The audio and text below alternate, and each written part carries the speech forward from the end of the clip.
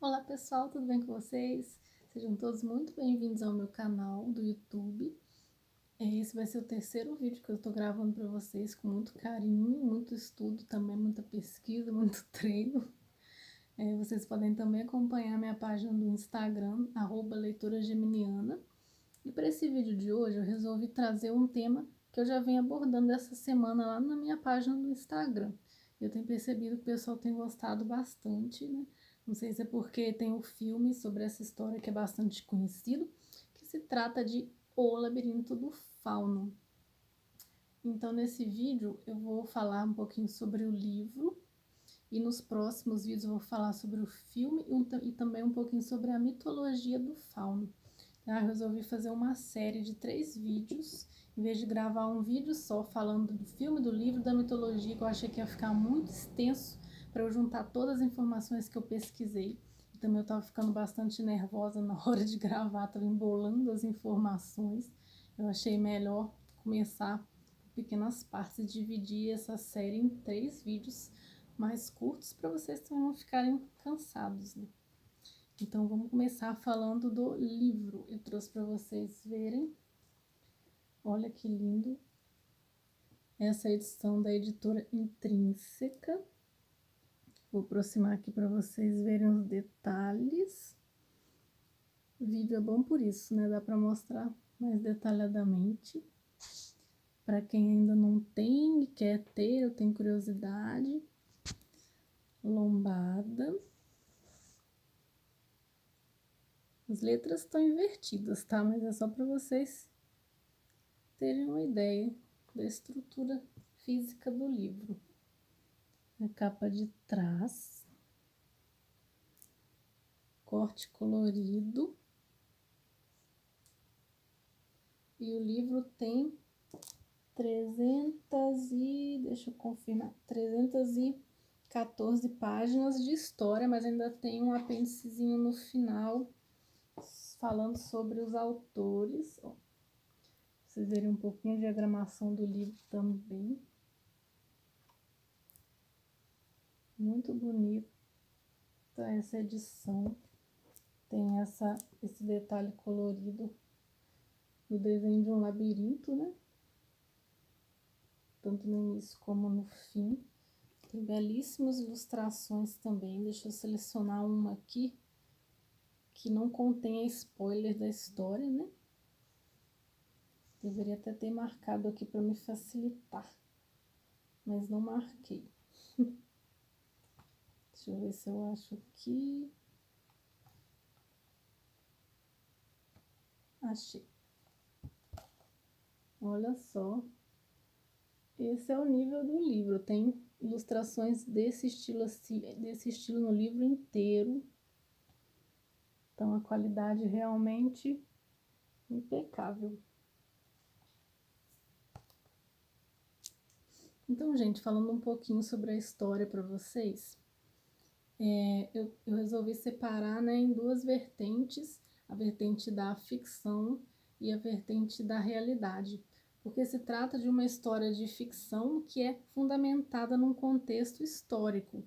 E é bem interessante porque, ao longo de toda a história, a autora vai fazendo esse paralelo da realidade com a fantasia e, ao mesmo tempo, ela não delimita onde é o limite da fantasia e aonde é o limite da realidade, de forma que essas duas vertentes se misturam o tempo inteiro, deixando o leitor e o espectador também, no caso do filme, né, na dúvida, né, de até onde vai a realidade, até onde vai a fantasia, o que realmente está acontecendo e o que realmente não está.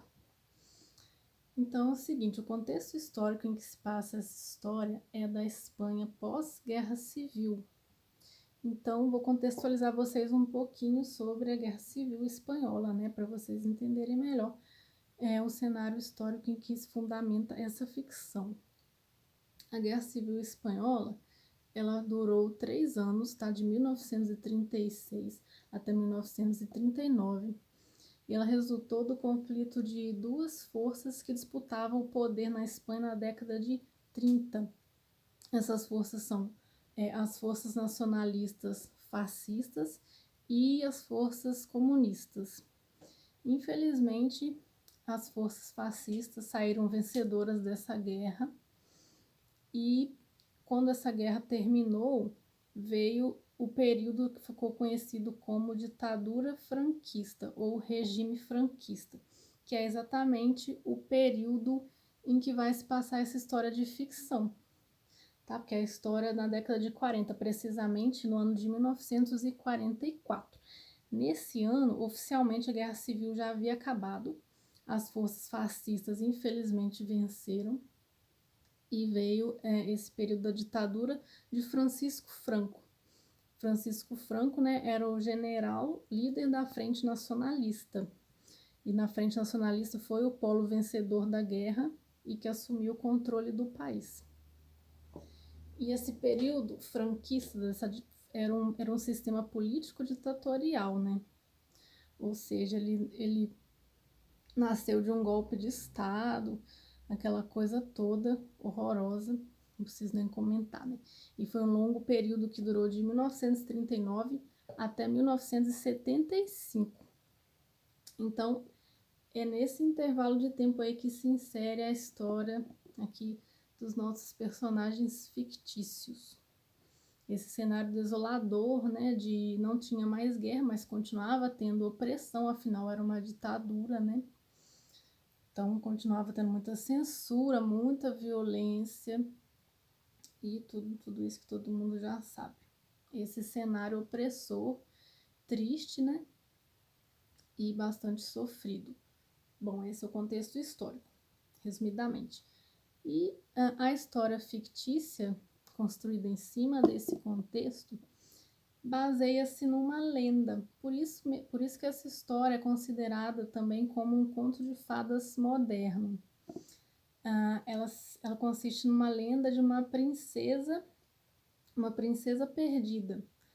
Essa princesa se chamava Princesa Moana. Ela era princesa do reino subterrâneo, tá? Filha de um rei, de uma rainha, filho do rei e da rainha do mundo subterrâneo. Mas ela vivia ali naquele mundo, mas ela sonhava em conhecer o mundo de cima, que no caso era o mundo dos humanos, né? Fazendo também um paralelo com a história da Pequena Sereia, é a mesma história, né? A Pequena Sereia vivia no fundo do mar, né? Tinha tudo que ela precisava para ser feliz, etc. Mas ela queria conhecer o mundo dos homens. Então, assim também é a história da nossa princesa que não estava satisfeita com o seu mundo, com a sua realidade, queria conhecer a realidade dos humanos. Coitada, né? Achando que ia ser uma realidade interessante. Então, proibida por seus pais, como as proibições geralmente não dão certo, né? Um dia ela arrumou um jeito de fugir dos seus pais, né? De todos ali que cercavam aquele mundo, para poder conhecer o mundo dos humanos. E nisso ela acabou se perdendo quando ela chegou ao mundo de cima. O sol acabou ofuscando as suas memórias. Ela se esqueceu de tudo, se esqueceu de onde ela veio e passou a vagar sem rumo pelo mundo dos humanos. Passou várias dificuldades, passou frio, passou fome, adoeceu e, sem se lembrar de onde ela veio, nem o que ela estava fazendo ali, passou assim o resto de sua vida até que ela morreu.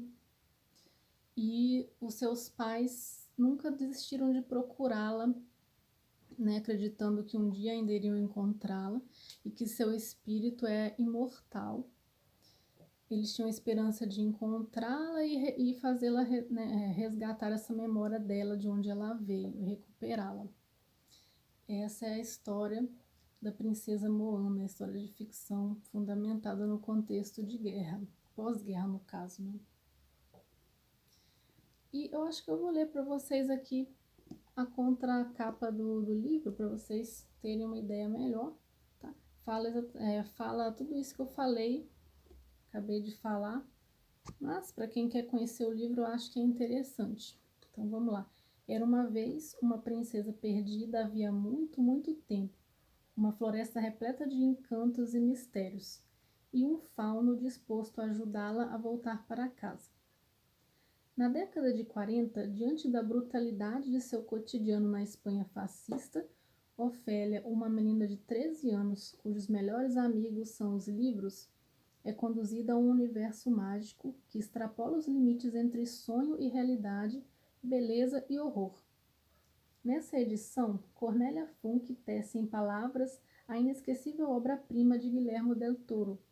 A narrativa de Ofélia é intercalada com ilustrações e contos de fadas inéditos, baseados em elementos-chave de O Labirinto do Fauno. Uma ode ao poder das palavras, uma ode ao poder das histórias, seja em imagens ou palavras, e a sua capacidade de transformar a realidade à nossa volta. Essa é a sinopse maravilhosa, né, da editora Intrínseca. E continuando a história, não acabou ainda a história de ficção. Então essa princesa Moana, né, que se perdeu, né, e morreu, seus pais não desistiram de procurá-la. Em paralelo a essa história ainda, temos agora então no ano de 1944, nesse ano se insere a nossa protagonista da história, Ofélia. Vocês já vão entender. Ofélia perdeu seu pai recentemente e a sua mãe está grávida de um outro homem, que ela se casou novamente. E esse homem, que vem a ser o novo padrasto de Ofélia, ele é o capitão do exército fascista de Francisco Franco. Então já começa a correlacionar a história de ficção com o cenário opressor, né, do período franquista. Ofélia e sua mãe, grávida, vão então morar junto com esse capitão no acampamento, no posto de guerra, né? Um acampamento de guerra, onde ele e os seus soldados, seus capangas, né, estão instalados com o objetivo de reprimir uma guerrilheira. Então é uma casa muito velha, antiga, abandonada, que fica bem afastada da cidade. E ao redor dessa casa tem um moinho antigo e também tem uma extensa floresta. E nessa floresta que estão escondidos os rebeldes, né? Ou seja, os soldados que lutaram na guerra contra as forças fascistas, sobreviveram a essa guerra e estão escondidos ali nessa floresta com o objetivo de ainda lutar contra o exército fascista de Francisco Franco. Mas o grande líder desse exército ali é esse capitão Vidal, que está ali com essa missão funesta de exterminar todos aqueles rebeldes que estão escondidos ali. Ele quer acabar com a vida de todos, não quer que sobre nenhum. E a Ofélia e sua mãe vão morar no mesmo teto que uma criatura horrenda dessas. Então vocês já sentem o drama aí da nossa protagonista Ofélia, uma menininha de 13 anos, já tendo que conviver com uma criatura tão horripilante quanto essa que é o seu novo padrasto, e sendo que a sua mãe está grávida dele.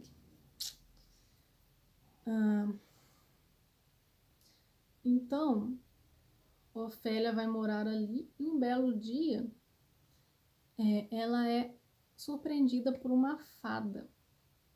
Sim, uma fada mesmo. Ofélia era uma criança muito sonhadora e imaginativa. Assim como eu, ela é muito fã de contos de fadas. Ela vivia lendo e tinha uma imaginação muito aflorada. Então, um belo dia ela encontra com uma fada. E o leitor já fica se perguntando, será que ela imaginou porque ela era uma criança e tal? Muito imaginativa, ou será que aquela fada existia mesmo? Isso é o que é o legal da história, né? E essa fada aparece e convida a Ofélia a explorar junto com ela os recantos daquela floresta sombria, misteriosa, escura e gelada ao redor daquela casa antiga onde ela está instalada. Então a Ofélia vai com aquela fada e acaba descobrindo um labirinto antigo ali no meio da floresta. Fica muito curiosa. Nesse livro tem várias imagens belíssimas desse labirinto, tudo bastante sombrio. Tem um arco de pedra enorme na parte de cima, assim, com com uma imagem de uma boca escancarada, uma frase em latim talhada, tudo assim muito sombrio mesmo, né? Ofélia, como é uma criança curiosa, vai lá explorar aquele labirinto, tem uma escada em espiral, ela desce ali e lá embaixo ela vai se deparar com esse serzinho maravilhoso que deu o título ao livro, vai se deparar com o fauno. No nosso terceiro vídeo dessa série eu vou explicar mais detalhadamente um pouco sobre a mitologia dele, tá? Nesse eu vou explicar só resumidamente o que é o fauno, né?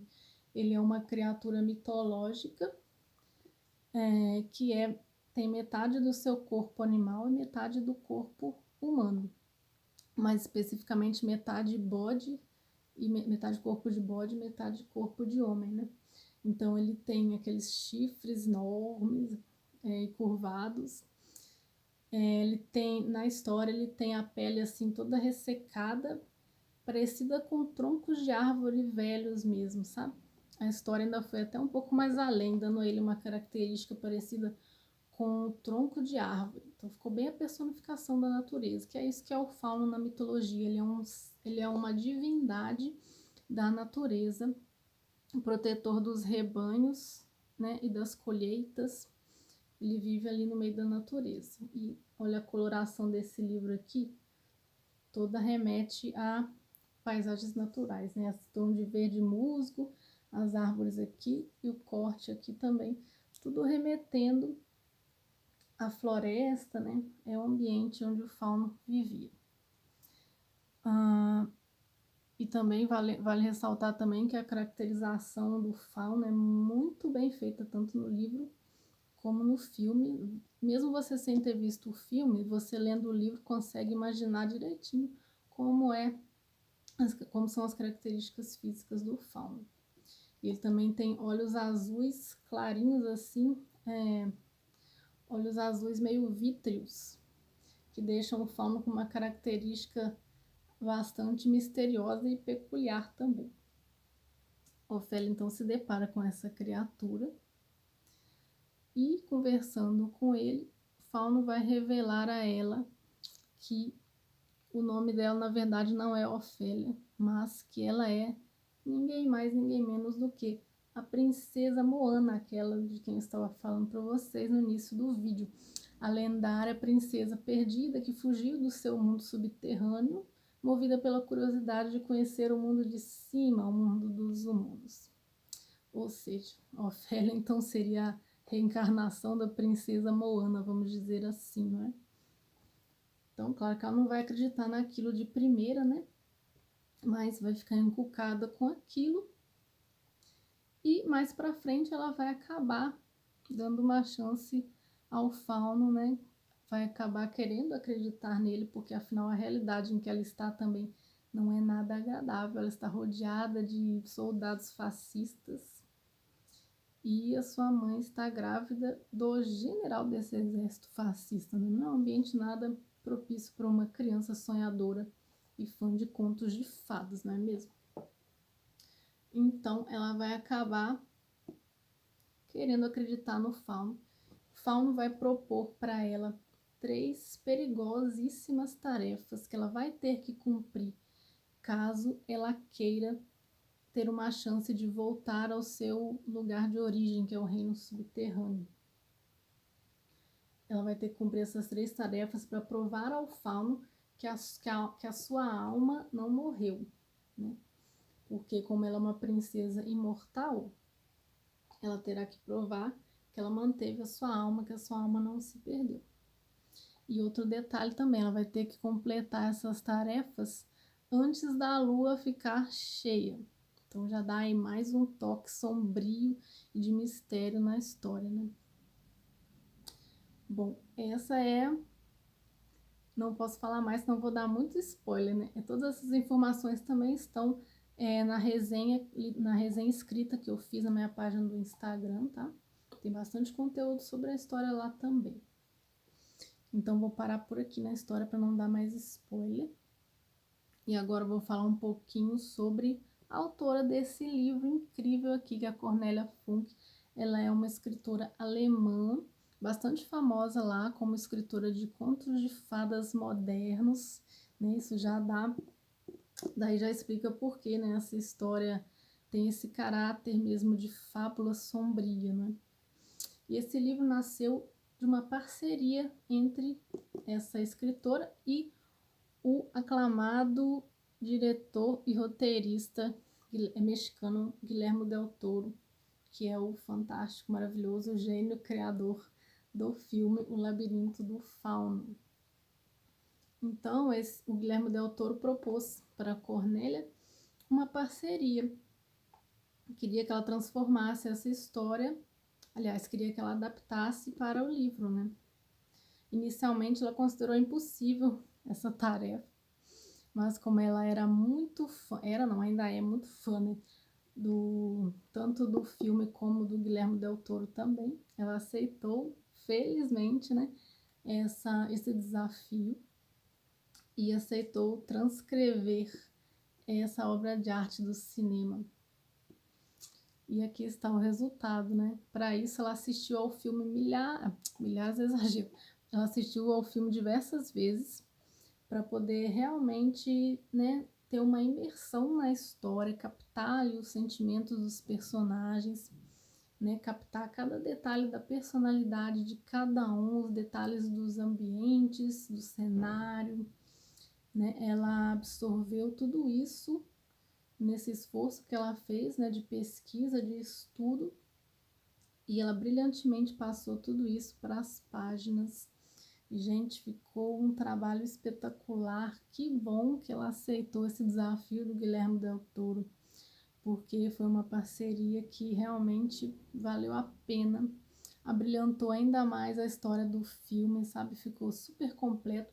E ela ainda acrescentou à história principal de Ofélia 10 contos de fadas inéditos e super sombrios, bizarros, que é a especialidade dela, né? Ela é escritora de contos de fadas. E esses contos deram um ar sombrio super incrível na história. E tem tudo a ver, esses contos têm relação, né, com elementos e personagens da história principal. Então ficou uma complementação muito interessante. Perfeito para quem, assim como eu, também é fã de contos de fadas, né? E bom, deixa eu ver se estou esquecendo alguma coisa. Lembrando também que é uma história triste e tem muitas cenas fortes, violentas, mas eu recomendo fortemente que vocês assistam ao filme e leiam, tá? Porque mesmo eu, que sou uma pessoa muito sensível com histórias tristes, fico muito arrasada mesmo quando é uma história que não tem um final exatamente feliz, mas eu favoritei demais esse livro e o filme também, e recomendo para todo mundo, tá? E um comentário também sobre o final sem spoiler, podem ficar tranquilos. Apesar de não ser um final exatamente feliz, tá? Eu tenho que preparar vocês, né? Não vão esperando aí um conto de fadas da Disney, não é uma história feliz, mas o final também não pode ser considerado exatamente triste. Por quê? Parece que o Guillermo del Toro, ele é adepto dos finais chamados abertos, né? E eu, apesar de não gostar de final aberto, eu gostei tanto dessa história que não me importei tanto. Pelo contrário, eu achei interessante, porque se esse final não fosse aberto, fosse exato, realmente a história teria um final triste. Aí eu ia ficar muito mais arrasada. Mas como o final é aberto, Guilherme Del Toro deixou duas opções, né, para quem está assistindo ou lendo o livro, né? Então deixou uma opção mais, digamos assim, mais realista e mais cruel, e deixou uma opção alternativa que dá uma amenizada na coisa ali, uma opção menos triste, digamos assim. Não posso dizer que é uma opção feliz, mas é menos trágica do que, né? Enfim, não posso falar mais. Mas eu recomendo demais essa história. Espero que vocês tenham gostado dessa contextualização histórica que eu fiz, tá? Provavelmente devo ter esquecido alguma informação, porque apesar de eu preparar roteiro, ensaiar, na hora de gravar sempre acaba tendo que improvisar, e também tem o fator do nervosismo, que eu ainda não me adaptei muito bem com essa questão de gravar vídeos. E outra coisa também, para quem quiser ver mais ilustrações sobre do livro, né? Tem lá na minha página do Instagram, eu fiz vários posts essa semana sobre o livro, e lá eu mostro detalhadamente muitas ilustrações, tá? E o interior dele, vou mostrar um pouquinho para vocês aqui, só para não, né, não passar sem esse detalhe. Olha a diagramação, que capricho. Esse vídeo já tá grande, então não vou mostrar muito, que lá no meu Instagram vocês vão encontrar mais detalhes, tá? Mais ilustrações. Se eu for procurar aqui, vai demorar mais. Vou mostrar. Então é isso, gente. Esse vídeo falei sobre o livro, tá? Um pouquinho sobre a história, a parceria da autora com o Guilherme Del Toro, que é o gênio criador do filme, da história do filme. E o próximo vídeo eu vou falar sobre o filme em si, vou trazer informações técnicas, vamos dizer assim, vou trazer também curiosidades, vou falar sobre a caracterização dos personagens, vai ficar bem interessante, espero vocês lá. E vou encerrando por aqui. Acabou que o vídeo ficou do tamanho que eu esperava que iria ficar se eu gravasse os 3 tópicos juntos, né? Eu falando sobre um tópico só, já deu quase meia hora.